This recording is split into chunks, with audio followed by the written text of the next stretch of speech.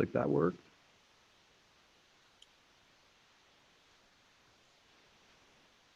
Right. Yep. Good. Here it comes. We are live on YouTube, everybody. Gearing up here. We're about to bring people into our Zoom meeting. Yeah. All right. Just bear with us for a sec here. Here comes everybody. Good to see a lot of familiar faces and a few new faces here. Bill, that beard just gets more and more impressive. It's surpassed mine. Wow. Yeah, that's a familiar face that we can't see. There we go. I see Ron's chair. See Bob there in the Simpsons living room. Hey, for everyone on YouTube, we are live on Zoom. If you ever want to join us, you can join at hudsonhenry.com/office hours in the days and week before the session. And you can join and ask questions live, or you can watch on YouTube, all the same. All right, I'm still just looking through. I know some of you are still connecting to audio. It's good to see all you guys. Tons of friendly faces. All right. Well, so we're still just kind of getting people in the room. We got a couple minutes, so just bear with us a bit. I've got live on audio. We got Woody and Rick and Darren and David.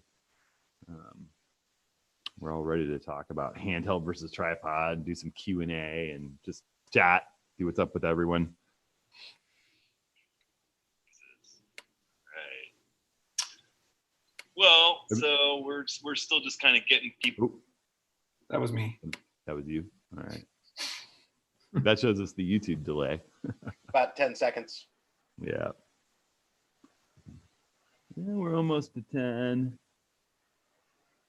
Good job. Everything's up and running great, Woody. Did it.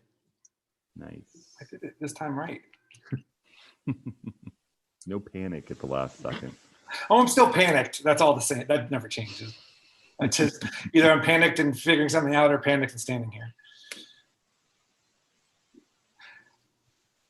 Hey guys, for future reference, everybody in Zoom, I have to admit everyone manually as we go. So if there's ever a time in the future where you're sitting there in the waiting room, sorry. But yeah, Zoom changed and we have to admit everyone manually. Well, yeah, Zoom's done some kind of a change in its system where if you don't have a passcode for your meeting, you have to have a waiting room. So we have to kind of go in there and keep clearing it. And we may just make a simple passcode for the future. I don't know. We'll talk about that. But anyway, welcome everybody. It's great to see all these faces this morning. Tons of old friends and some new folks too. We have everybody's mics muted just because we can't have 40, 50 people talking at the same time. But I've got Woody here in Portland and Darren here in Portland, live on the audio. Darren's monitoring the YouTube live stream. Woody's running all of our technological marvel here and fielding some questions. I got Rick LePage out in LeGrand, my good buddy, tackling questions with me, and David Archer too in South Carolina. He's a guy who blends hand holding and tripod in marvelous ways, and is, should be out with Rick and I in the Grand Tetons right now running a workshop if it wasn't for the just the general situation in the world at the moment. But hopefully this time next year we'll be doing exactly that. So we thought, Woody, do you have anything you want to throw out before we get started here? Just again, if you're on YouTube, this is a simulcast, so we're on Zoom every week or every other week. And if you ever want to join us on Zoom and ask questions live, it's you just go to hudsonhenry.com/office hours and register in advance, and you can join us there, or you can watch it on YouTube. And then we post the video afterwards to make sure that everyone can watch it if they missed it. And for those of you on Zoom too, there's kind of there's a speaker view and there's a gallery view up in the kind of top right corner of your window there, and you can kind of see everybody's face at the same time if you're in the gallery view. That's what I like to watch. And there's also a chat window. So if you have questions and you want to pose them while we're chatting here, we'll be watching that chat window for live questions on Zoom.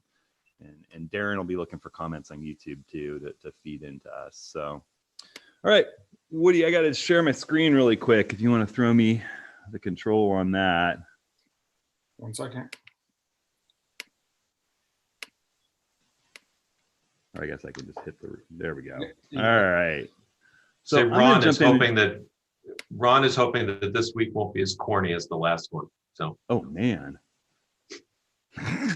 Good luck with Is that. that another Indiana reference already? Well, so I've got a few images here, just handheld versus tripod, that I want to chat about quick. And I'm going to jump in and just say, there are certain situations where you want to either be handheld or on some kind of a gimbaled tripod or a fluid head where you can pan and tilt really quickly, level and follow action, or have a monopod. If you're photographing wildlife out in the wild, tracking animals, handheld is a great way to shoot as long as you keep a fast enough shutter speed and you're thinking about the motion of your subject. This was with David Archer and a great workshop crew in South Carolina at the Center for Birds of Prey. Or, if I'm out photographing kiteboarding, this is hand holding my lightweight 500 millimeter lens, but, I'd also use a monopod for this kind of stuff, where you want to be able to run around, move quick. You don't want to have to set up a tripod and level it, but you want to stay pretty stable, and you want just the fluidity of moving. You need to just be able to go wherever you need to go quick and easy. You'll see, football photographers on the sidelines with big long lenses, either handheld or with just a monopod, so they can pivot and move fast. This is again with David at one of the big plantations outside of Charleston, photographing the wildlife around there. And handheld is really the way to go, to just be able to move around. I mean, I got a little closer to this alligator than I probably should have.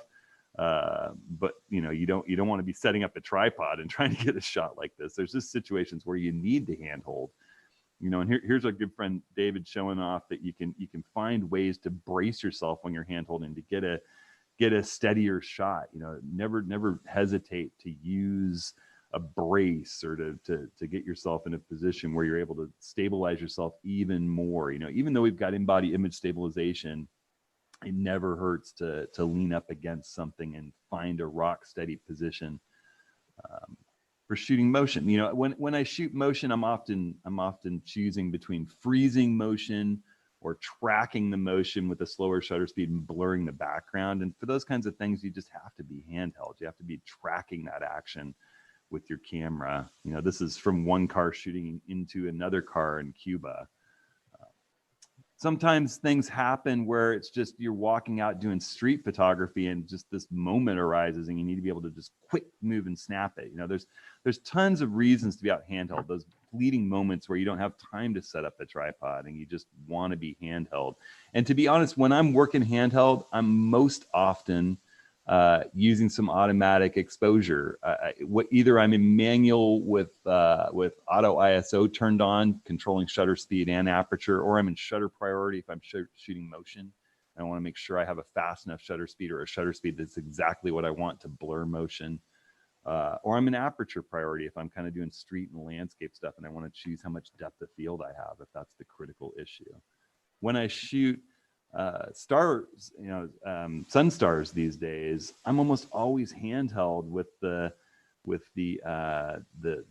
mirrorless cameras, because I can be looking through the viewfinder. My eye is not looking at the actual sun, so I'm not endangering myself at all.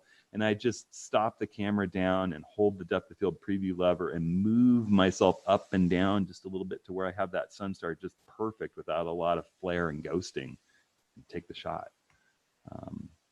Same thing here. I'm actually running around in the surf at Olympic National Park, lining up the sun star through that cannon hole in the seawall there.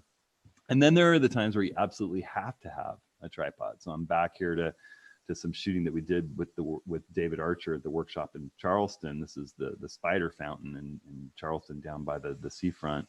And here I think I'm maybe 30 seconds to catch these cars' taillights moving through. And those are situations obviously where you want to have a long shutter speed. This is a 2-minute exposure in Patagonia, last fall in the workshop in Torres de Paine National Park. I just wanted to blur those clouds, and there wasn't all that much color in the sunset, but there was enough to make it more interesting if it was blurred a bit, and also smooth out some waves on the water. Here's one with Rick LePage in the Palouse workshop last year, where we found this gorgeous tree to go and photograph the moonrise with, and there were these clouds, and the moon kind of backlit these clouds as the stars were coming out, and it was just this beautiful scene. This is that kind of famed Steptoe Butte in the Palouse, where people go up to the top and take pictures of those rolling hills and the last light and first light. And we were actually up there for sunset and then rushed down here for the moonrise. And this is, a really long exposure to get those stars and put that moonlight out on the landscape as daylight. And the tripod is just going to be essential for that kind of long lens work.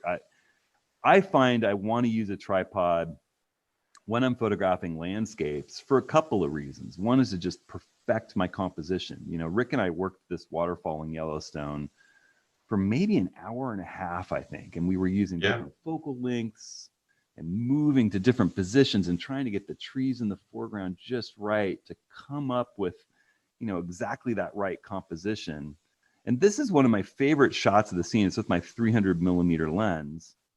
And I shot it with a slow shutter speed, and somehow it didn't seem right. I liked it with the faster shutter speed, but still perfecting that composition and focus on the tripod, zooming into the scene while it's locked down on the tripod and making sure that just razor sharp with manual focus. And then there's just a precision to work in the landscape with a tripod. It causes you to slow down, double check that your foreground's in focus, double check that your background's in focus, make sure there's nothing distracting on the edges. When you're locked down on a rock solid tripod, and I'm a particular fan of the pan and tilt system where you're level no matter what you do, and you can just shift a little left, you can shift a little up, you can shift a little down and get that composition dialed. It just really, really works for me.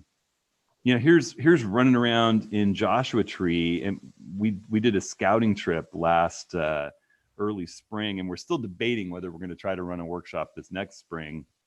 We may well give it a shot with some social distancing and not use the van, have people drive individual cars, and the weather's so beautiful there. We might just kind of have outdoor class sessions at a house that we rent there. But we had such a good time there. It seemed like anywhere you stopped the car, you could find an interesting composition. And so there was just tons of handheld work that Rick and I did there.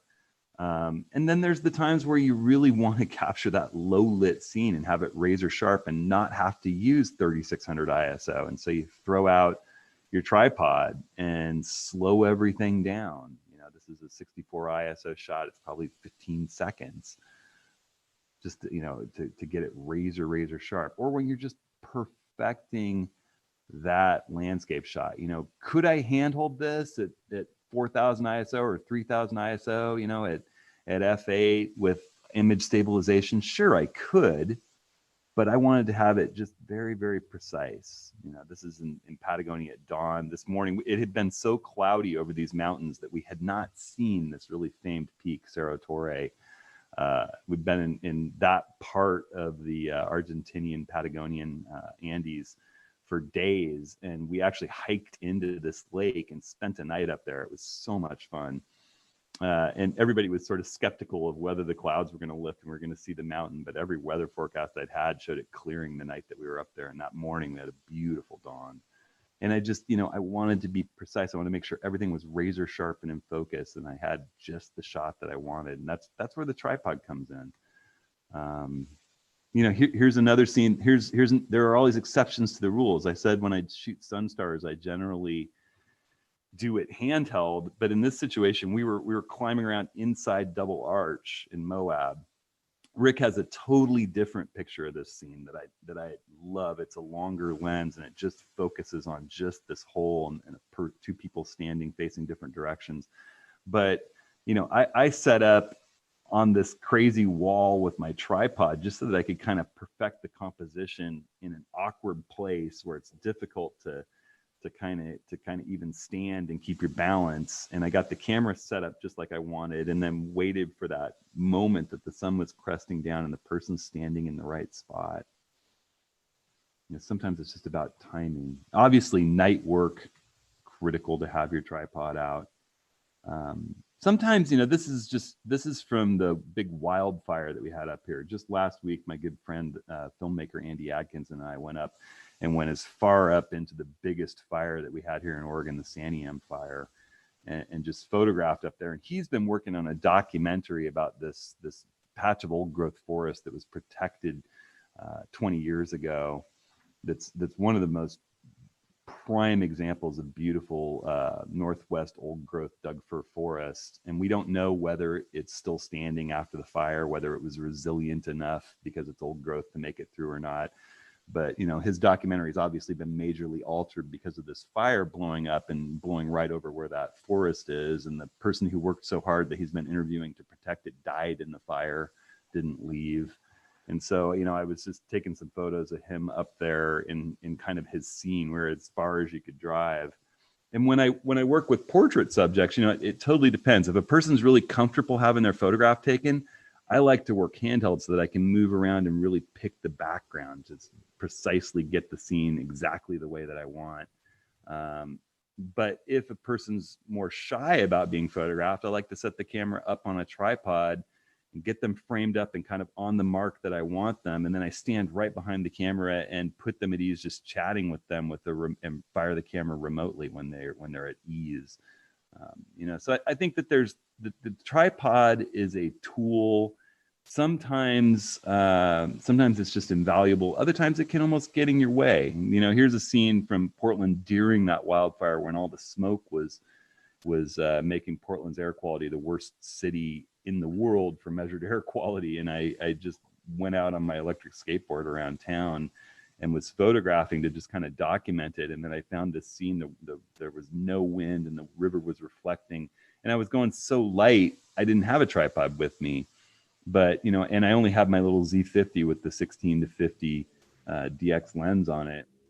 And so I just shot a handheld panorama at a little bit higher ISO because it was darker and all that smoke. But I love the result, and so you can't let not having a tripod get in your way of making great photos. And I'm going to stop my screen share here, but there have been multiple times in workshops where I have people come into the workshop who just feel like the tripod gets in the way of their photography. And I think when I was early on teaching workshops, I was always trying to get those people, well, you should try it. You should really work to use the tripod. Well, that's not always true. There are some people who the tripod just doesn't suit their style of photography at all.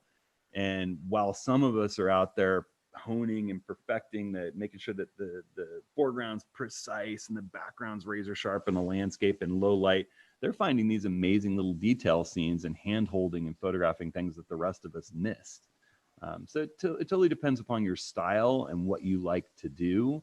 But, I would just say that as cameras have gotten better and the high ISO imaging has gotten better and the in-body image stabilization has gotten so good, there are these Olympus cameras out there, Micro Four Thirds cameras that actually let you take really long exposures, multiple second exposures handheld. And it's just like your cell phone, there's all this computational photography going on. The technology is just amazing. But I think that for those people that are really focused on perfecting that sort of Ansel Adams-esque method of landscape photography or macro photography or still life photography or real low light photography, using the tripod is definitely a way to slow down and work on having a very precise composition and using a lower ISO to get a cleaner, more highly enlargeable, aka printable image, and just making sure that your focus is perfect. So those are my sort of initial thoughts, and then anybody else can chime in on that, Rick or David. Well, I think one of the things with respect to handheld that has really helped in the last 5 years or so is the way you can set auto ISO on your cameras. Like, remember in the old days, and when they first started coming out with that feature, it was like, it would go all the way up to, whatever, 50,000 or 105,000 or 120, whatever. But now that you can sort of set both your floor on your shutter speed and your ceiling on your ISO, you can sort of fine tune things to the way that you like to shoot. So. And that's what I do when I handhold. I rely on auto ISO a lot. I know each body that I have and where I'm willing to set that upper limit for ISO. If I'm working with my Z6 that's filming this meeting right now, I'm fine going to 20,000 ISO for handheld work in general. But when I'm working with my Z7 or my D850, I want to drop that down to about 3,200. It's really hard to do noise reduction, anything above that. It's just that high megapixel sensor generates a lot more noise. So you kind of knowing your equipment, where to set that high ISO mark in auto ISO, and then letting the camera make some decisions for you. Yeah. Totally agree. All right. So should we jump in and do a little bit of Q&A? Well, there were a bunch of questions this week about monopods. And I think probably worth talking a little bit about that. What kind of head do you put on a monopod? How do you help keep it stable? I've had a monopod forever. My daughter and I used to do horse shows, and we had a monopod with the Canon 100 to 400 lens, and we got great shots with that. So, but you have a new monopod and a tilt head, right? You don't really need a ball head on a monopod. You want a tilt head. Not at all. So I use a monopod with a long lens. Like I think shooting kiteboarding or surfing, or if you're, if when David and I run our Costa Rica workshop that we had to push back a year, and we're hiking through the jungle and there's monkeys and snakes and things that might jump out you want a quick fleeting glimpse of, I could see carrying a monopod with the camera just on my shoulder so you can set it down and have a little bit more stability as you're shooting. Do you do that, David?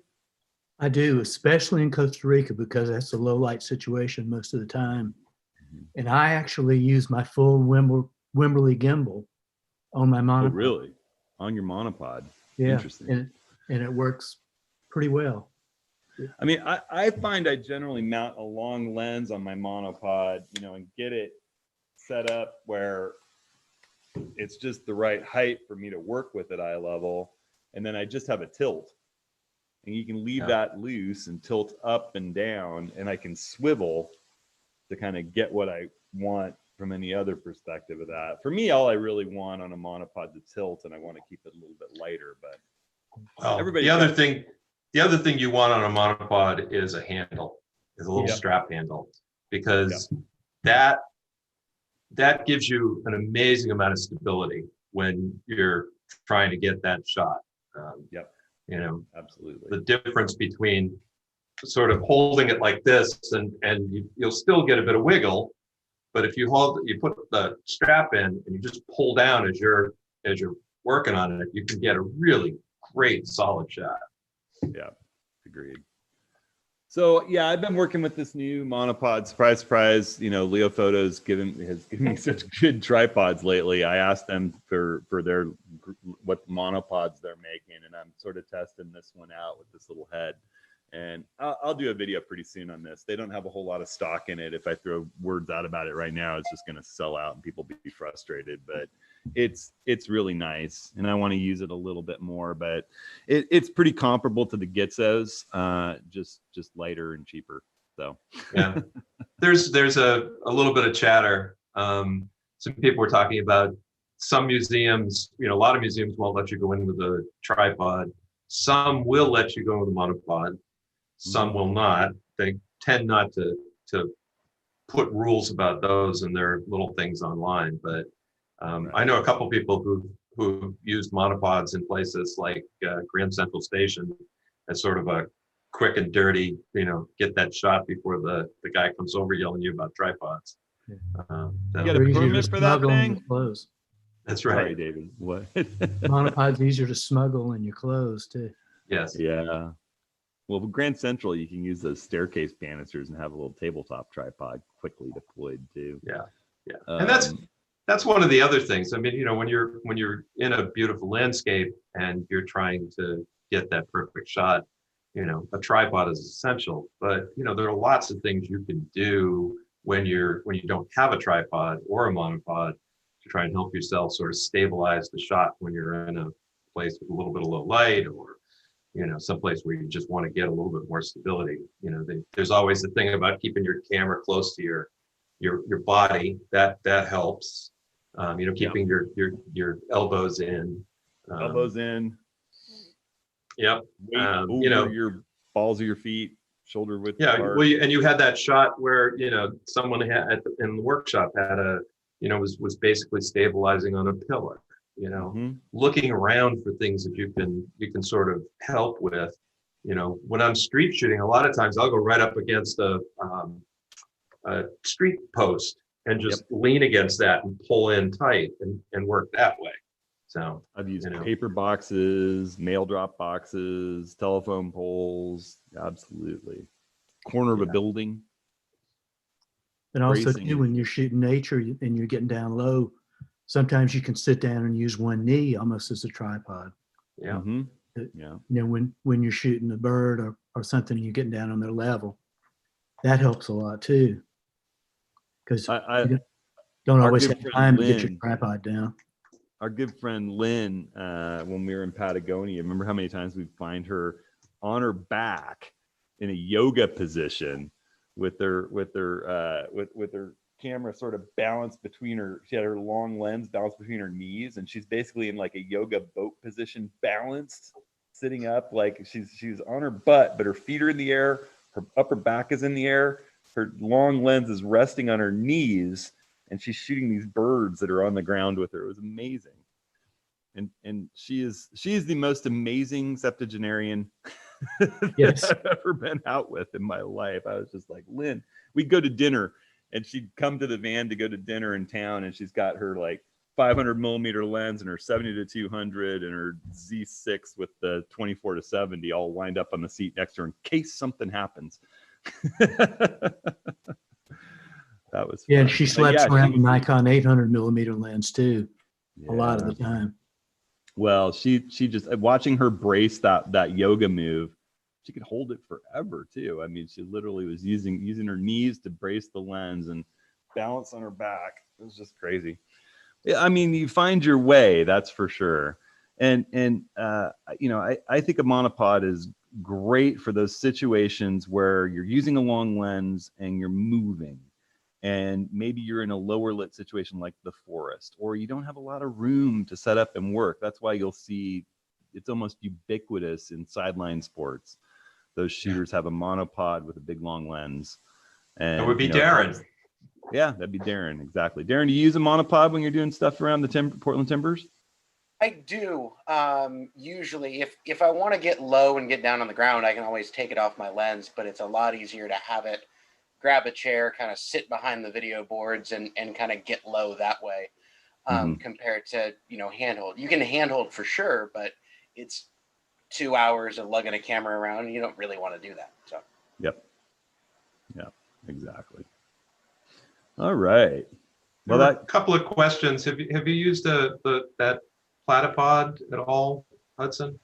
That sort of little, And David Archer introduced me to the platypod. We were in Mount Rainier National Park, and it's essentially a little plate that has adjustable feet. You can screw these feet up and down to get it level. It's got 4 feet. It's a plate with a tripod, 1/4-20 threaded stud on it, so you can put your head on there, a ball head or a fluid head, and set it down on the edge of something, and then just tilt your camera off. It also has a Velcro strap, so you can strap it to a tree branch or something. It's a really handy little lightweight thing that can act as sort of a second tripod. And what it's great for is shooting right off the edge of something. We were in Mount Rainier National Park, and there's this beautiful waterfall called Christine Falls, and the road that goes up to Paradise Lodge goes right by the waterfall, and there's a bridge where you can stand over it and look down, but it's got one of those wide concrete guardrails on it, and you can't even get your tripod leaned up to get out over it and get the view that you really want for a slow shutter speed. And then David pulls this little contraption out of his pack and mounts his camera up, leaning right off the edge, and just kind of holds a hand down on it and does a 1/2-second exposure of the waterfall with the camera cantilevered out over the edge. And I was like, wow, what's that thing? and I've had one ever since. I mean, they're great for that situation. If you don't throw it in your pack, you're going to need it. But you know, if you have it, frequently you don't. But it's one of those things that if you need a second tripod, you can set it up on a rock or a, you know, almost anything, and it's a lot lighter than carrying a whole second tripod. So. I link that actually. There's a link in my ATS links if you go looking for stuff. I've got it linked in there. And there's beanbag contraptions too that come in really handy too. For you could be out in a national wildlife refuge in your car, put this beanbag on the car window and get a lot of extra stability. I did that when I was both my trips to Africa that I did a few years back. I took empty sandbags basically, and then just when you get there, fill them up with. You can go to the market and buy a bunch of rice and just fill them up, and they're great. You throw them down on the car window, just like David said. You can shoot out. You can put them on a rock and use them. I mean, and the nice thing about traveling with those is they weigh nothing if you carry them empty, and you can get rice or beans pretty much anywhere in the world at a market for cheap. So that's a great thing to have along. My big trick in Africa was, you know, having a safari vehicle with a pop top, and when we go out, I would sit in the back corner, and I would actually put my tripod legs out perfectly flat, short, and zip tie them into the rack structure on the car with my gimbal setup. Or I wasn't using a fluid head back then. I was using a ball head with a Wimberley Sidekick gimbal attachment, and I could just mount it in there and have a turret style shoot any direction I wanted off the back corner of the vehicle. That was really handy. And then I could just pull the camera off and throw it down on a beanbag in my window if I needed to get lower and move or shoot a different direction or something. So there's all kinds of tricks. Here's a question that just came up. Image stabilization. You know, back in the day, say 10 years ago, you know, the common wisdom was, I have a stabilized lens and I'm putting it on my tripod, I turn the stabilization off. Do you need to do that anymore? I don't, not with modern gear, at least not with any of the Nikon modern gear that I use. My friends with Canon gear say the same. The Sony people say the same. It knows if your camera is stable and won't be activating and causing vibration. The original image stabilization wasn't as smart as the more modern iterations of it. So, you know, Nikon had its original VR lenses, and then came the VR2. And I think that even by VR2, it was starting to be smarter. And I frequently didn't turn it off on the tripod. These days, I almost never turn off vibration reduction if it's on my lens. I mean, if the tripod moves a little bit, it's going to help compensate. If you're moving a little bit, it's going to help compensate. It draws the battery down just a little bit faster on your body, but that's about the only negative consequence. If you're working with really old first generation vibration reduction, yeah, I would turn it off on the tripod. But you know, I think the best way to do that would be to set up with perfectly focused, you know, brick wall at a distance, and shoot it with the vibration reduction turned on and shoot it with the vibration reduction turned off at like f8 on your tripod, and then just look at both of those. Don't change focus or anything, manually focus it, and shoot it with a cable release and just see if it's sharper or not sharp. And that's a really good way to test that. Yeah. We had a couple of questions from people wanting to know what was the lowest shutter speed you could go handheld, which is not, there's not a single number to that, but how would you talk about that? It's funny. I mean, I trust my cameras these days so much to make that decision for me in the field. And that's why I often run around in aperture priority or shutter priority mode with auto ISO. You know, if depth of field is the most important thing to me, I'm in aperture priority mode. If motion is more important and freezing it or blurring it is more important, I'm in shutter priority mode. And I know that the camera knows what the lowest shutter speed I can handhold without camera shake induced blur is, and it's actually gonna assume I'm not as good at holding a camera as I am. So I don't worry too much about that. I let the camera make that decision. But I mean, the old rule was 1 over your focal length for full frame. So if I'm photographing with a 14 millimeter lens, it's about a 15th of a second. If I'm photographing with a 500 millimeter lens, it should be a 500th of a second. And I know that with the in-body image stabilization and the vibration reduction in my 500 PF lens, I can easily take that a few stops. So it's I think that's one of the things, you know, we talk about learning your equipment. You know, we spend a lot of time learning our camera body, you know, how the ins and outs of it, but understanding how your favorite lenses work and what the limitations of those lenses are is a key part of becoming a better photographer, no matter how you're shooting, handheld, tripod, monopod, whatever. I saw a number of questions or comments related to the rise in image stabilization and the ability to just sort of go off the charts with long exposures handheld. And there was someone that even commented, I almost never carry a tripod anymore for landscape work. And that's one area I would just say that, you know, I am there was that night when we were out in Grand Tetons, Rick, and we had that beautiful sunset and we were kind of rushing for the light, and I did some handheld shots of those mountains with the clouds that were just purple and golden, and it was almost like we didn't really have time to get our tripods out. And I so regret it looking back at those images of that night, because without the tripod, it was you know, it's pretty much very, very difficult for me to shoot it at a low ISO at a slow enough shutter speed to really get that clean, noise-free image that I love in a landscape image when I want to print it big. And also, I'm just not as precise with focus. You know, if I'm on the tripod and I'm locked down, I can zoom into 100% and focus right where I want it and shoot, and then zoom in and check and make sure that focus is all perfect, and then shoot it again. And if I'm focusing so much on holding my composition just right, hand holding and getting my form perfect, there's just too many variables. If I've got it set on the tripod, it's so easy for me to work my way to where the edges are clean. It's just the composition I want. I get my position just right. Then I think about focus. Then I think about exposure. Slow that shutter speed down. I have time to think about all the other variables without trying to like get in just the right position and hand hold perfectly, and particularly in lower light situations. I just think, you know, if I have the ability to use the tripod, it frees me up to be more precise and to think about all the other variables that go into making a really high quality enlargeable image. Yeah. Well, and then again, it comes down to how you like to shoot, how you feel comfortable shooting. You know, as you talk about, you know, a workshop student who, you know, just was not comfortable shooting with a tripod. No. And you know, while I would advise them to practice and add that to their repertoire, it doesn't mean it needs to be the thing that they do all the time or that they default to. Exactly.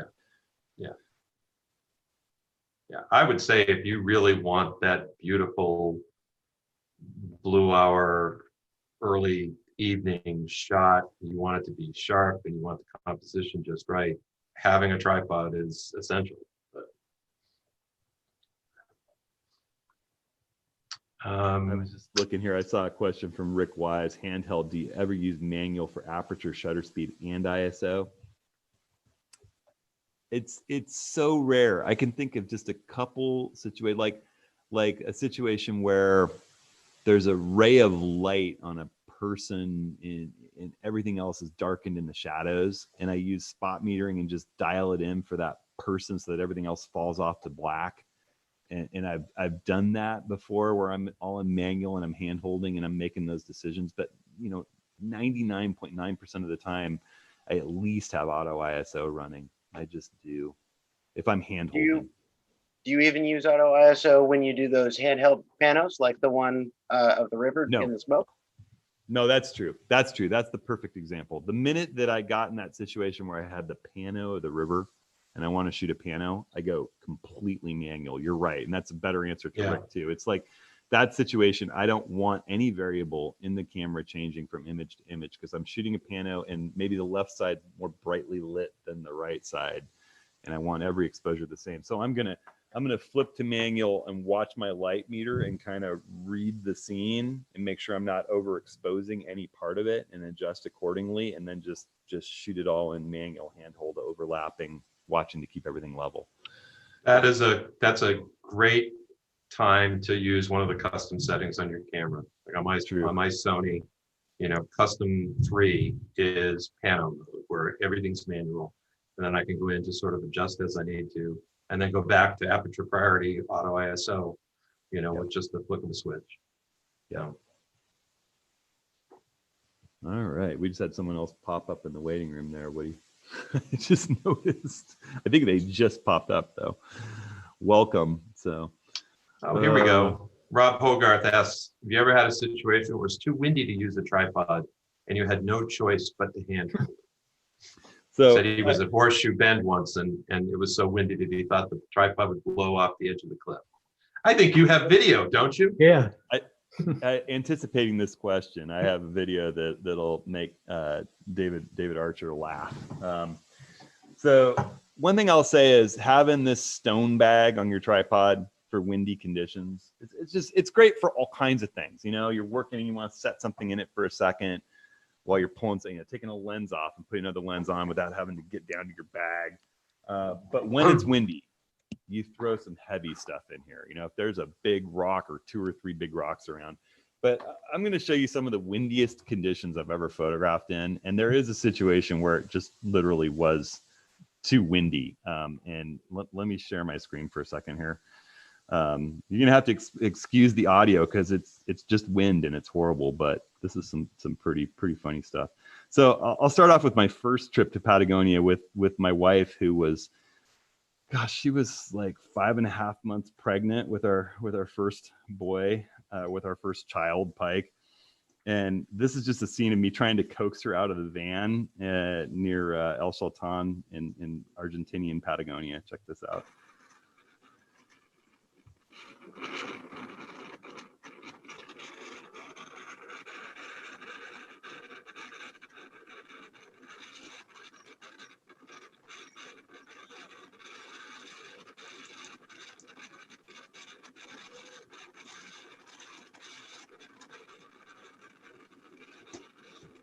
That was that. And here's one day that we had in Patagonia this last fall with our workshop that is emblematic of how you get what a windy day in Patagonia is like photographing. And we actually I got some great photographs this morning with rocks in the stone bag. But check this out. Here's Lynn Hackett, who we were talking about, and Ken Sheepers in some serious wind.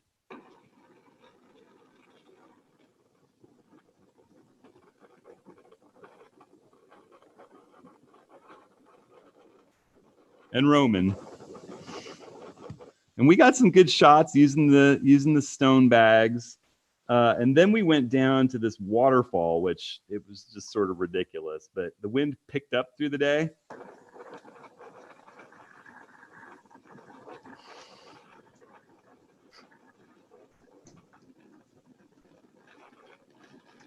And the waterfall looked like this through my camera. I'm constantly wiping it.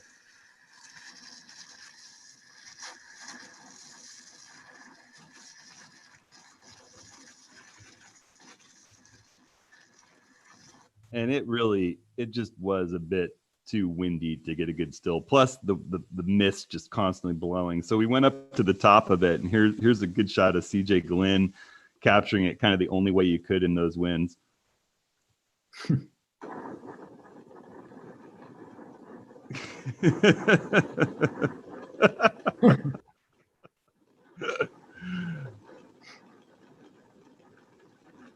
So, and just to give you an idea, it wasn't always like that. Here's the morning at Cerro Torre with our amazing guide Gustavo.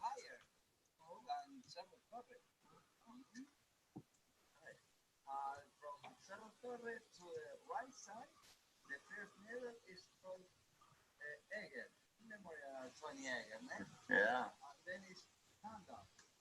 So, just so you don't think Patagonia is all wind and insanity, but it can be one of the windiest places in the world, and we had a lot of fun, but it was tough photographing in those wind conditions. And I will say, it would just be impossible without a really solid tripod and a good stone bag. You know, you're not going to take a travel tripod without a stone bag and make that work.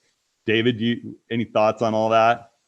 Yeah, that's for sure. In fact, my pro body camera with the heavy duty tripod and everything would have blown over without the stone bag full of huge stones. Yeah. There was just no way. And despite it being so windy, that day is a great memory. Oh yeah. And it ended up with good shots too. Yeah. And plus I'd have to stand and try to break the wind a little bit in front of the camera and tripod too while taking some of these waterfall shots. It was crazy. So it was great. Yeah, I saw that question and literally went digging through my footage from the Patagonia workshop, just kind of thinking about it, having that memory. Oh, all right. We got any other questions? We've actually pretty much gone through the stuff that was in the pre, and anything. Sorry, anything over on YouTube? I've seen a couple of folks ask questions around Gorilla Pods and whether folks think those are safe to use or not.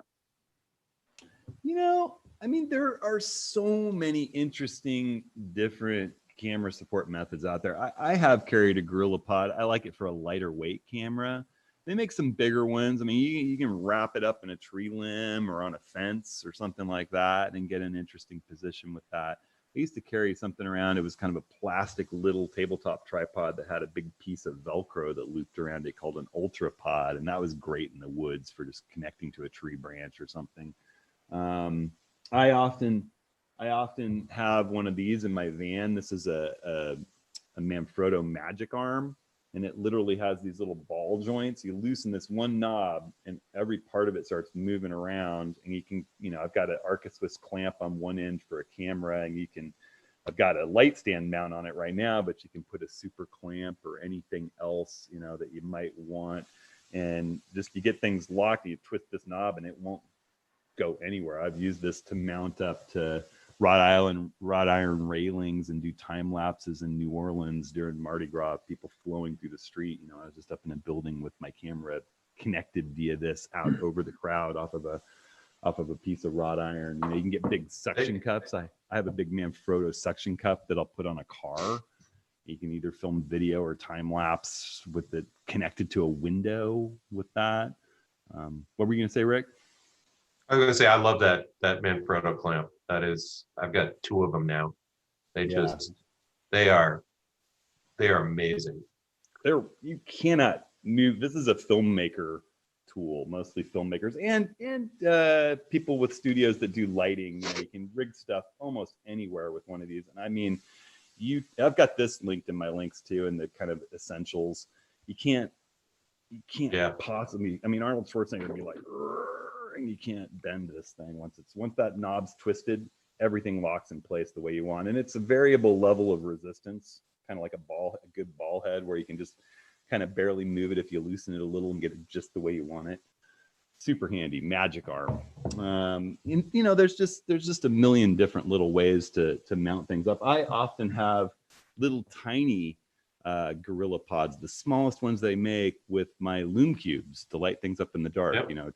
Charlie and I were down in Brookings not a few weeks ago, and we were shooting Milky Way, and I lit that back C-stack in our scene by putting a little Lume Cube on one of those tiny Gorilla Pods in front of a rock that was in front of us to just kind of shoot out. Having those in the field for little lighting things are just amazing. So yeah, I think that there are so many options for mounting things up that are fun and inventive. It's kind of limited by your imagination if you go looking through the catalogs for Gorilla Pods and Manfrotto, and I mean, suction cups, Magic Arms, super clamps, Gorilla Pods, Ultra Pods, Platypods. Yeah.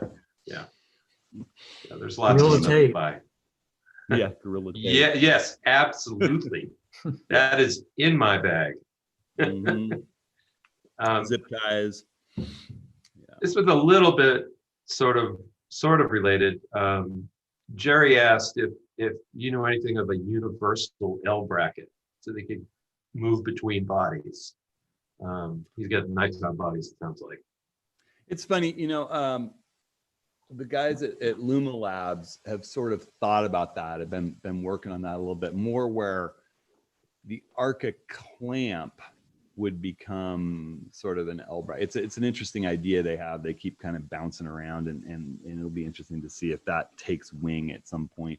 The problem is that with all the ports on the cameras, they become really cumbersome to use universal L brackets. I mean, a regular bracket or a regular, plate will work fine if you don't need to get vertical, for say a filmmaker where you can move it from camera to camera to camera. And I actually use a little universal plate on my Nikon Z50 since nobody's really making a good Z50 specific L bracket, and I don't tend to be mounting it up vertical. I mostly handhold my Z50 anyway. But no, I don't know of a good universal L bracket. I think you can just about use any L bracket as a universal L bracket if you own one, because it'll probably fit and just block access to certain ports on your camera. I think it would be really difficult to make one that universally allows access to the battery compartment and the HDMI ports and the headphone ports and the microphone ports and all those things that you need access to. It's one of those things that, at least they aren't down to just a couple of sources for L brackets, and the competition in the market has driven the prices down some. Because I remember back when, I was buying my Nikon D800, it's like, oh, well, you go over to, Really Right Stuff or Kirk, and it's going to be $260 or whatever for your L bracket. And that price has come down with the competition from China and other good sources out there. So, and just too many companies in the market. So that's a good thing. Yeah. I've just bought cheaper L brackets where possible. Rob Hogar says that three-legged thing makes a universal L bracket for Arca Swift. No. Yeah, and I've tried that one. I didn't feel like it was any better than it. I did try a three-legged thing, universal one, and there are universal ones labeled as universal. They still tend to block access to ports and fit clunkily on your body. I mean, unless you get one made for your body, it's going to feel clunky. Yeah. Sadly. And Bob Wider says that small rig makes reasonably priced L brackets as well. No. Small rig makes amazing stuff, particularly if you're into filmmaking at all. My Z6 is mounted in a small rig cage right now, filming this. It has a little handle on the side, a little handle up above. You can carry your camera from above, and kind of where the flash mount would be. And it's just amazing. And it puts little drilled out threaded ports all over it for you to attach accessories, and gives you like 3 different cold shoes to mount things on. I mean, if you like to do filmmaking or you like accessories or lights or things on it's just amazing. And they sell them. I don't know how it's so cheap. Like, small rig makes really good stuff. Yeah. I like their stuff. Now I'm looking through. I saw an Opal Creek comment from Dave Hancock because I was showing those photos of the burn with Andy. That's that beautiful old growth forest. And I saw a little frowny face, Opal Creek. And Amy Brooks saying sad about Georgia Tia. Yeah. So that was from that burn here in Oregon. And I will just say about that, we don't know for sure, how much the fire affected that old growth forest. And we'll hope, that some of those trees were 1,000 years old and there had been some big burns before, and old growth tends to be more resilient than forests that have been cut in recent history. So we're crossing our fingers. Are the fires under control now in Oregon? I haven't heard much in the news lately. Boy, it's been storming and wet. What were you going to say, Woody? I was going to say they have calmed down a bit. There's still fires in Northern California that aren't out yet. So a really good friend of our family's, her son went through the vintner school at Davis and was the head winemaker at a place outside of Sebastopol, and his whole vineyard and their house that they were living in burned down. It's been bad out there.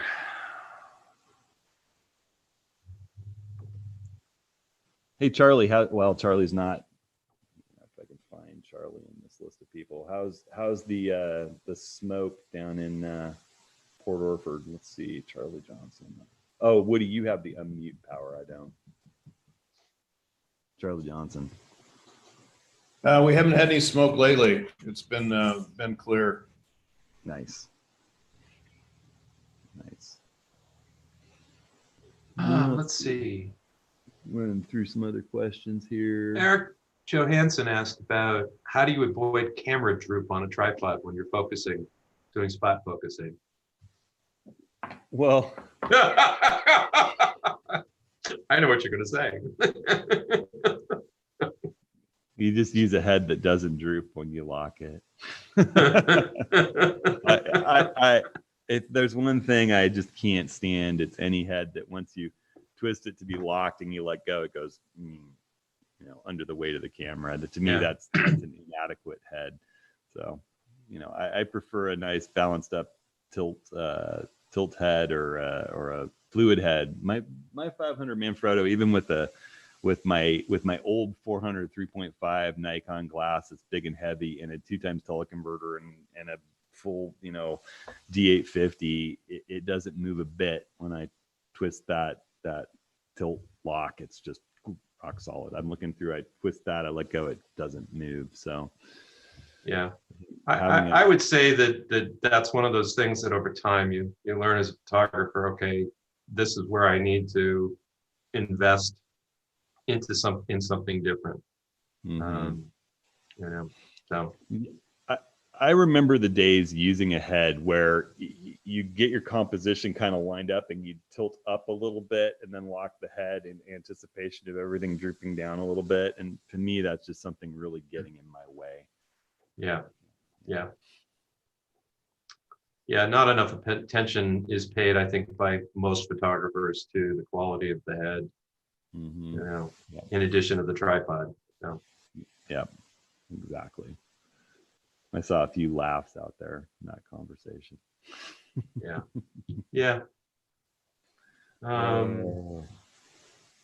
Do you That's got any something we found feelings? on workshops too. A lot of the participants will come and they may be a little bit newer into the photography thing, and they'll have very, very, very cheap, spindly tripods. And I usually bring an extra one of mine just in case, because invariably somebody will show up with one that's just completely unsuitable.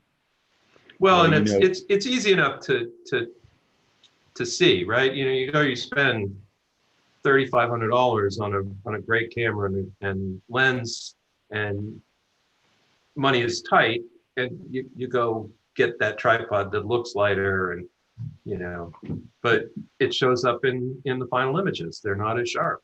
There's just, I remember the difference between my old cheapo Slick, remember Slick, SLIK?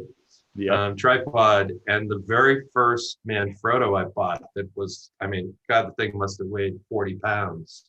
But just remember looking at the difference between those two, shots that I took with those two tripods, and it was like, wow, I really do need to put money into that. My favorite example was a workshop with David where, great guy showed up with, I'm going to say $6,000 or $7,000 worth of camera, and had this travel tripod where one of the legs was sort of broken and wouldn't. Remember that, David? It would like, if you're holding the tripod, you could move the leg back and forth this way. It was just wobbly and floppy. And to this person's credit, who shall remain nameless, they showed up to the next workshop with me with a new tripod. So, and I do also tend to carry an extra tripod in case something like that happens. I saw a fun question from Rob Hogarth about how do you keep a monopod level when you're panning rather than rocking a little from side to side.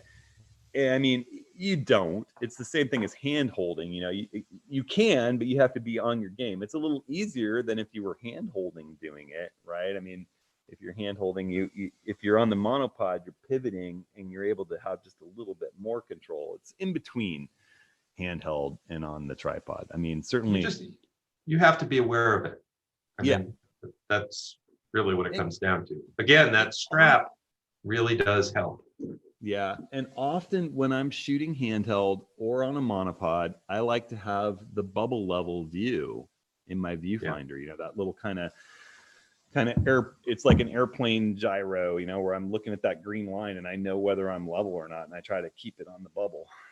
And that it's almost like a tachometer in your car. You have your corner of your eye on it while you're driving. It's not like your main focus, but you're noticing it there. It's just something else that's kind of registering with you. Am I losing my level? So what else do we have? Well, I'm going through. I'm not seeing a lot. We're just about done. Yeah. Time wise. Hey, Hudson. We've sorry. Yep. Go ahead. No, I was going to say, Woody, you want to take us out?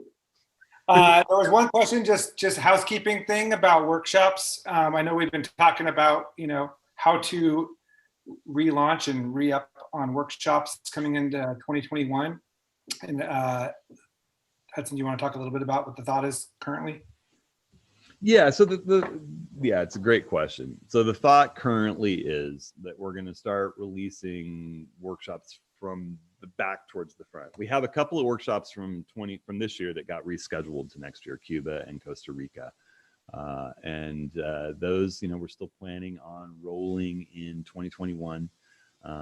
In the next month or so here, we're going to start finalizing that stuff. And if there's any shift in dates that needs to happen, I know some of you were in those workshops, but that's exciting. David's all in on Costa Rica. Rick's all in on Cuba. We're going to have a blast. And then I think we're going to release the latter part of the workshop calendar. We're going to just go ahead and do the Tetons, Moab, and Yellowstone towards the fall, where we have beautiful color in there and crowds thin a little bit. And then we'll work backwards. We'll do a couple of coast workshops. So, you know, just look for that coming. And Rick and I are still sort of talking about a Joshua Tree workshop and whether that might make sense. And we may just offer one and make it, you know, that if we have to cancel it, all the money's refundable to quite a late date or something. But, you know, we would love to do it because it was just a compositional playground. It was so much fun. And it's so a beautiful place in February and March. It's I just don't want to not have a photo trip in February and March if we can avoid it. And that place was just excitingly interesting photographically. I mean, there's arches and spires and crazy rock formations and weird trees, and it's all super easy drive from that small John Wayne Airport in LA. So, or for anybody on the West, you know, driving in, and there's lots of places to stay, and it's just a fun spot. So we're hoping to still be able to do that. We shall see. And so we're not going to do office hours the next 2 weeks. We're going to do one 3 weeks from now. Right. We can't do one in 2 weeks because we're running the project and we're gearing up to run the project. And so we'll do an office hours, believe it or not, on November 3rd is our thought. It could be a good distraction from whatever else is going on in the world that day. So You mean voting? Yeah. And we thought we would have you guys submit fall photographs. It's that season where the colors are so beautiful. So a nice distraction from everything else going on. You know, certainly get out and vote, but take some photos of fall, and we'll have a submission gallery, and we'll go through some fall images, this year's fall images. So. Yes. So we'll submit over the next 3 weeks, and then we will review the gallery in 3 weeks, just to be clear. Yep. Yes. Exactly. And I'll have that submission form up probably in the next 2 days. Perfect. All right, everybody. Good hanging out with everybody for the hour. Nice to see all your faces. Thanks, Darren. Thanks, YouTube. Thanks Woody. Thanks Rick. Thanks Darren. Thanks David. Thanks to everybody. We'll see you guys in a few weeks, and we're going to see all of you in the project real soon. And just keep checking in. You can always hit us up via email or on the YouTube channel or anywhere. So, thanks everybody.